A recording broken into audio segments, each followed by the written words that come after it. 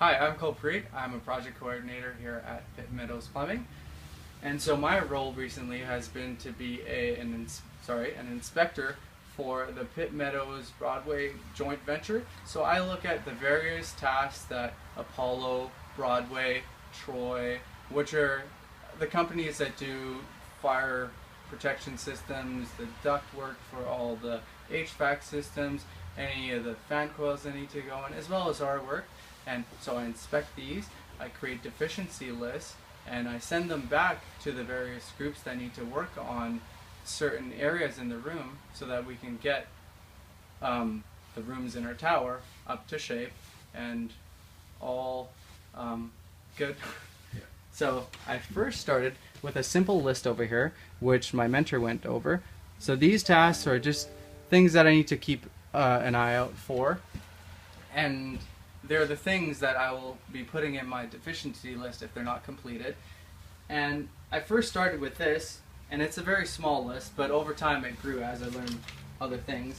And then so I went into rooms, specific rooms, and wrote down all the different issues that I saw there.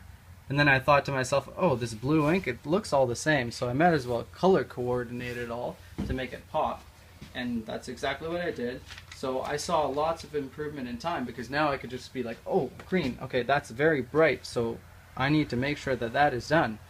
So I first started here with just a book, simple book, and then I thought to myself, okay, so I have all these notes in here which I need to summarize, so I created another page where I very neatly summarized all the rooms that were completed and the ones that had outstanding tasks, rather than looking through all these pages.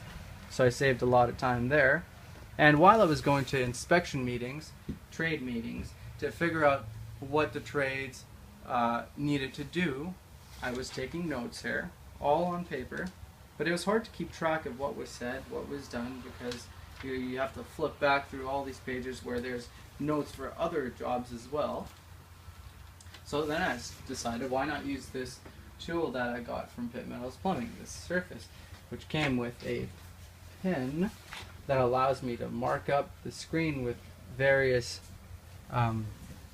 different colors, just as I can on paper, but it's easy to correct it, it's easy to find these files, it's much more organized. So the very first thing that I did was, instead of having these lists over here, I created a nice table for myself. So everything's super organized, everything's color coordinated. Green means that it's good, no deficiencies at all. Red means that there are deficiencies. And magenta means that it's very important, I need to look at it. A blue circle around it means that I've completed this thing and it's been checked and I don't need to worry about it any longer. So you can see that over here the list is much longer than what I first started with over here, and that's because I learned some things, and as I was learning I was creating even more cells on the side. I created this table in Excel, which is actually a very good tool for organization, making these tables. So once I did that, I realized there's an even better way to do this, because as I was erasing things, I would see that multiple cells around were also being affected, because this big eraser tip is not maybe fine enough to just work in that small area. So I created my own personalized table over here with built-in color coordination. So all I have to do is go into one cell, click the number that's associated with whatever I want to tag for that specific item, and it will add that color in there. So 1 means no deficiency, 2 means that there's a deficiency, but it will still be passed off because this deficiency is not needed for the pre-board inspection. 3 means that it is something that I really need to look at, and we cannot pass off the room to the boarders until this deficiency is looked at. So everything is very easy to work with there, and I saved a lot of time instead of having to erase things. So this was a huge help in terms of saving time.